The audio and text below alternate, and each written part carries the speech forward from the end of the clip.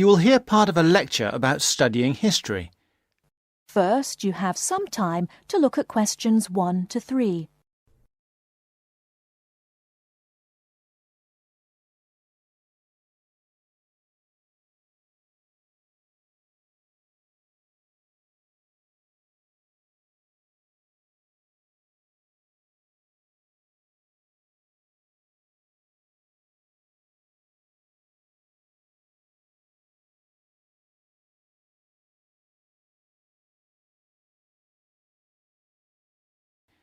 Listen carefully and answer questions 1 to 3. Good morning, everybody. I'd like to begin this term's lectures with a discussion of the various sub-disciplines in history. Before I do that, though, can I refer you to the handout you picked up on the way in? It deals with two general topics. The first is, why study history? And the second is, what is history? Neither of these questions has an easy answer. In fact, people have been asking these questions for as long as history has been studied. However, as you are mostly new students to this subject, and we have some students of economics with us also, I feel you should have some background to these basic questions. Anyway, it's all in the handout. I might add that, for me personally, the most important reason for studying history is that I find it exciting. Our ancestors can remain, if we want them to, a mystery, a closed book, a blackness that we never see into, or we can come to know what motivated them and discover how that led to the world we live in today. Before you hear the rest of the conversation, you have some time to look at questions 4 to 10.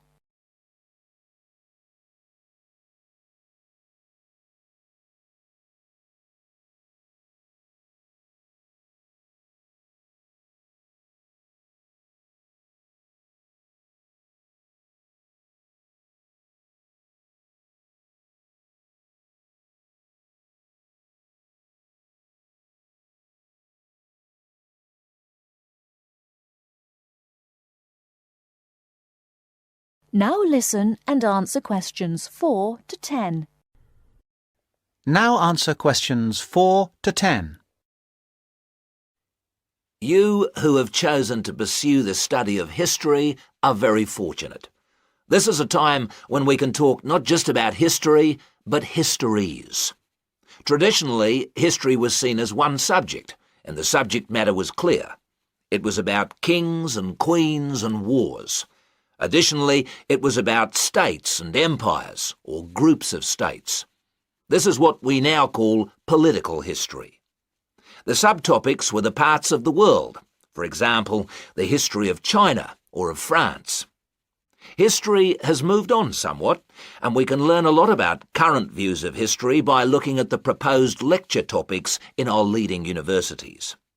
In fact, you'll see that even the simplest definition of history, that it is about what happened in the past, is up for grabs. Some of the more, how shall I put it, progressive areas of study are as much about what should happen in the future.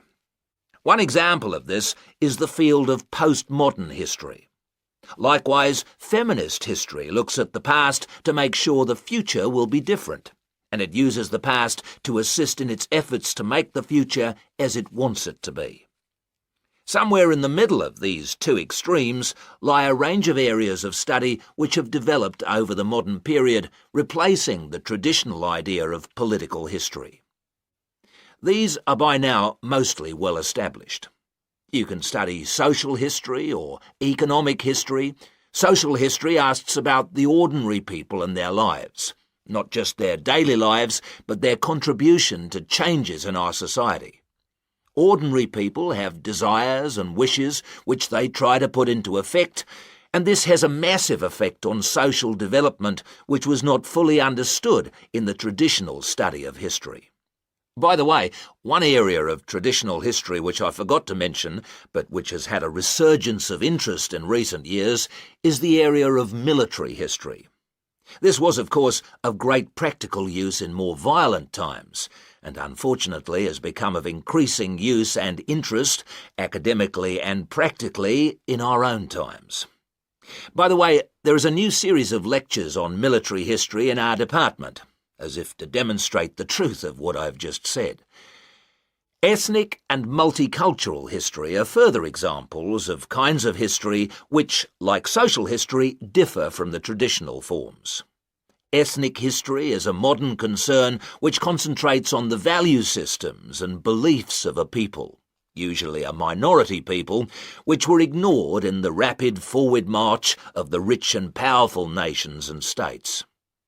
How various ethnic groups live together and how their traditions change and develop is the subject of its contemporary cousin, multicultural history. In sum, as I said, you are fortunate to have such a wide choice of things to study in the fields of history. Choose wisely. And finally, it only remains for me to wish you good luck in your studies. That is the end of part 1. You now have half a minute to check your answers.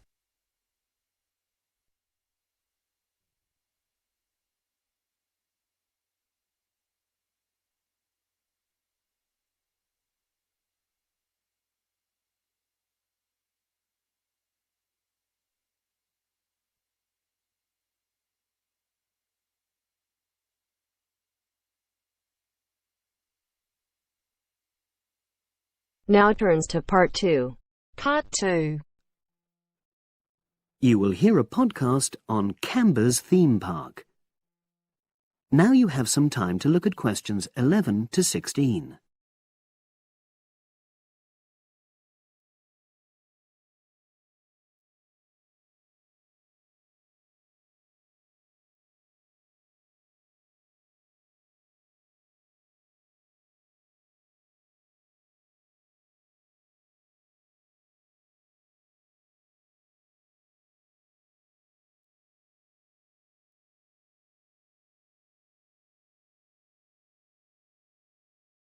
Now listen and answer questions 11 to 16.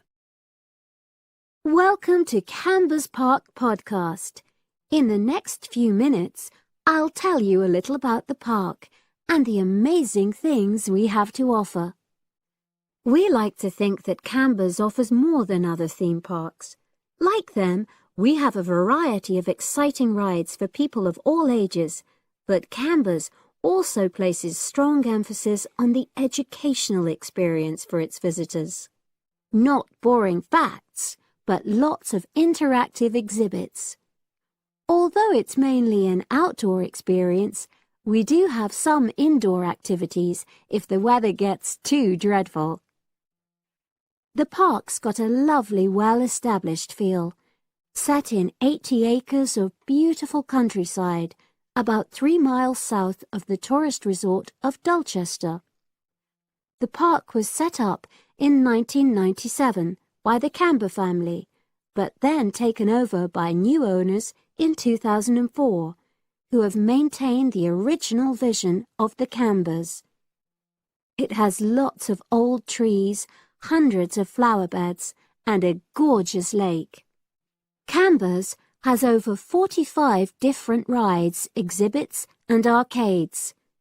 All but one of these is free once you've paid your entrance fee.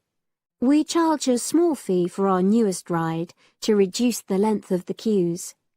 You don't pay anything for parking. A family ticket for a family of 4 works out at about £8 per person, which is amazing value. Full details of current prices are shown on our website, along with full details of rides, etc., and directions for getting to us. We also have a number of special offers. For example, if you live locally, why not join our Adventurers Club, which entitles you to 50% off ticket prices all year round, and a special lane for all rides and exhibits, which means you don't have to wait to get into any part of the park. See the Offers tab on the website. We've recently added a number of new exhibits to the park, and we're particularly proud of our Future Farm Zone, which houses over 20 different species of animals, from chipmunks to dairy cows. The emphasis is on getting near to the animals. All of them can be petted, and you can buy food for feeding the animals. Many of our younger visitors say that this is the high point of their visit. And speaking of food, don't let the animals have all the fun. We have a total of 7 different catering outlets on the site. We're open 10 to 5:30 all year round, and cold drinks and snacks can be bought at any time during opening hours.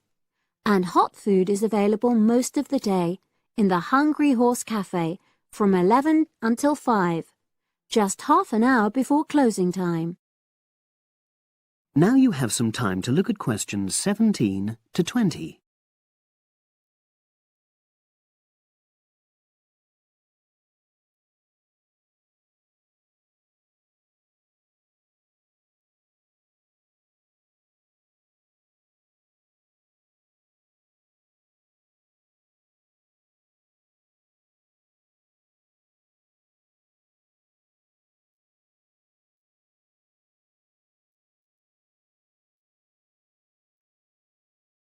Now listen and answer questions 17 to 20.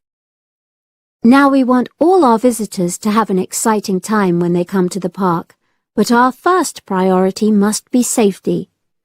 Parents and guardians know their children's behavior and capabilities, but here at the park we have set certain conditions for each of the rides to ensure that all visitors get the maximum enjoyment out of the experience and feel secure at all times.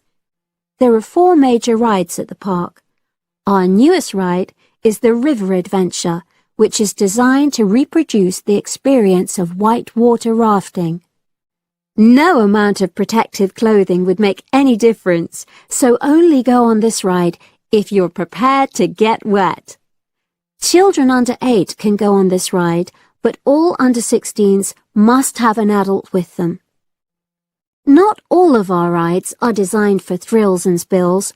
Our Jungle Gym roller coaster is a gentler version of the classic Loop-the-Loop, specially created for whole family enjoyment, from the smallest children to elderly grandparents, suitable for all levels of disability and health conditions.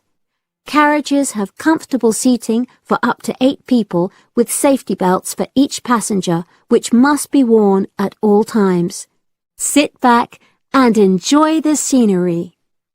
One of the best established and most popular of Canberra's rides is the massive swoop slide. Whiz down the polished vertical slide 9 meters in height and scream to your heart's content. There are no age or height restrictions. Be careful though, you must have on long trousers so you won't get any speed burns. And then there's the famous Zip Go-Kart Stadium with 16 karts, 8 for single drivers and 8 for kids preferring to ride along with mum, dad or carer. Take part in high-speed races in our specially designed Formula One style karts, but no bumping other karts, please. All riders must be above 1.2 meters because they have to be able to reach the pedals, even in the shared karts. Full details of all safety features are available on our website at www.canberraspark.com. So come and make a day of it at Canberra's theme park. That is the end of part 2. You now have half a minute to check your answers.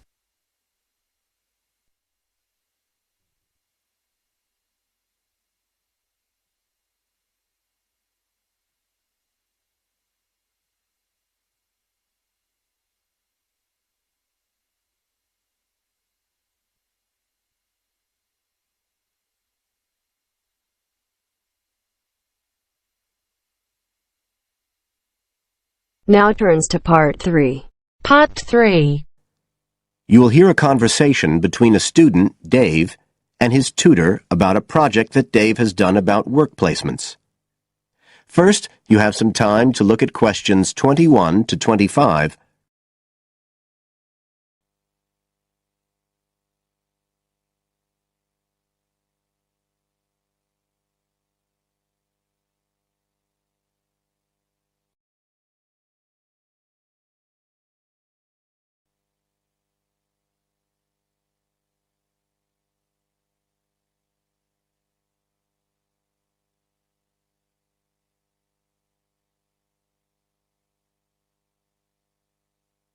Now listen carefully and answer questions 21 to 25. Good afternoon, Dave. Come on in and take a seat. Hi, Dr. Green. Thanks. Oh, hang on a minute. I'll just find the first draft of your project paper, and we can have a look at it together. Now, yours is the one on work placement, isn't it? Yeah, that's right. So what made you choose that for your project? Well, I suppose it was because sending students off to various companies for work experience seems to be such a typical part of educational courses these days. I mean, even school kids get to do it. But I felt everyone just kind of assumes it's a good thing. And I guess I wanted to find out if that's the case. But you don't look at schools or colleges, right? You've stuck to university placement schemes. Yeah, well, I quickly found that I had to limit my research. Otherwise, the area was just too big. Do you think that was okay? I think it's very sensible, especially as the objectives might be very different. So how many schemes did you look at? Well, I sent out about 150 questionnaires altogether. 50 of each to university authorities, students and companies. And I got responses from 15 educational institutions and 30 students in 11 individual companies. Great. That sounds like a good sample. And who did you send your company questionnaires to? Well, the idea was to have them done by the students' line managers. But sometimes they were filled in by the human resources manager or even the owner of the company. Right. I didn't find a full list anywhere, so I think it's very important to provide that, really. You can put it as an appendix at the back. Right. I've got a record of all the respondents, so that'll be easy. I hope other things were okay. I mean, I've already put such a lot of work into this project, identifying the companies and so on. Oh, I can tell. I think you've done a good job overall. You now have some time to look at questions 26 to 30.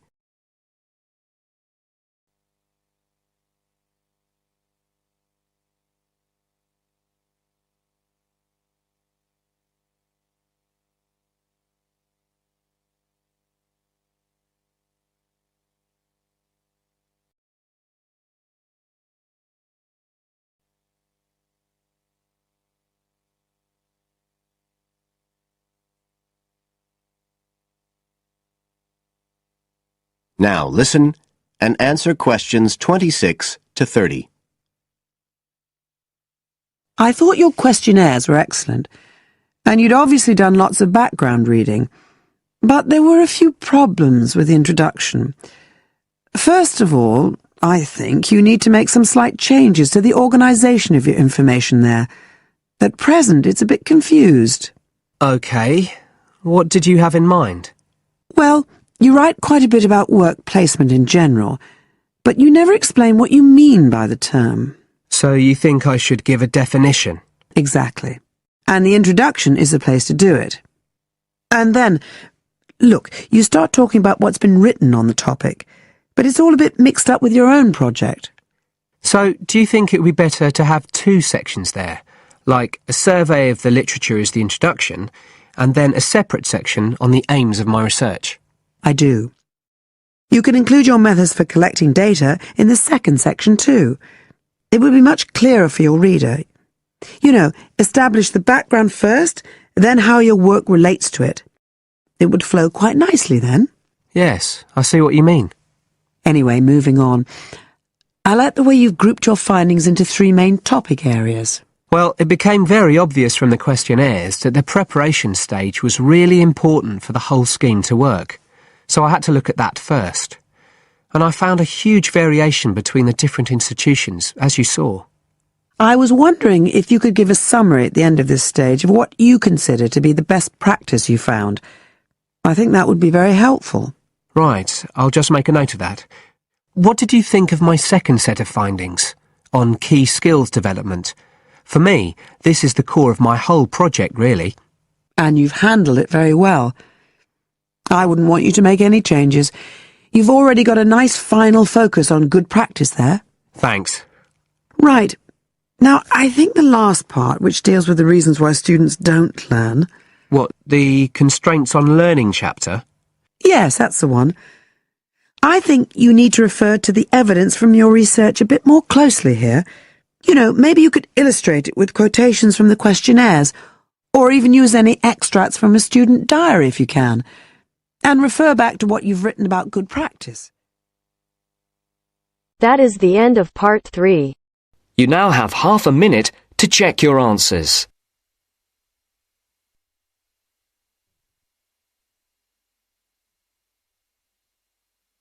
अगर listening के साथ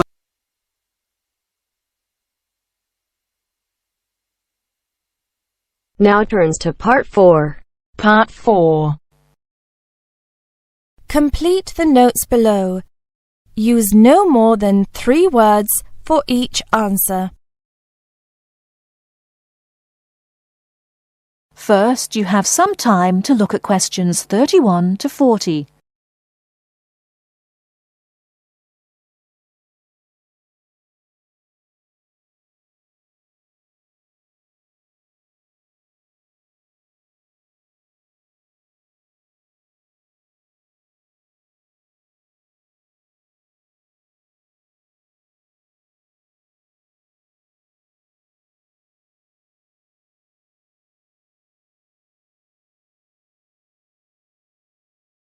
Now, listen carefully and answer questions 31 to 40.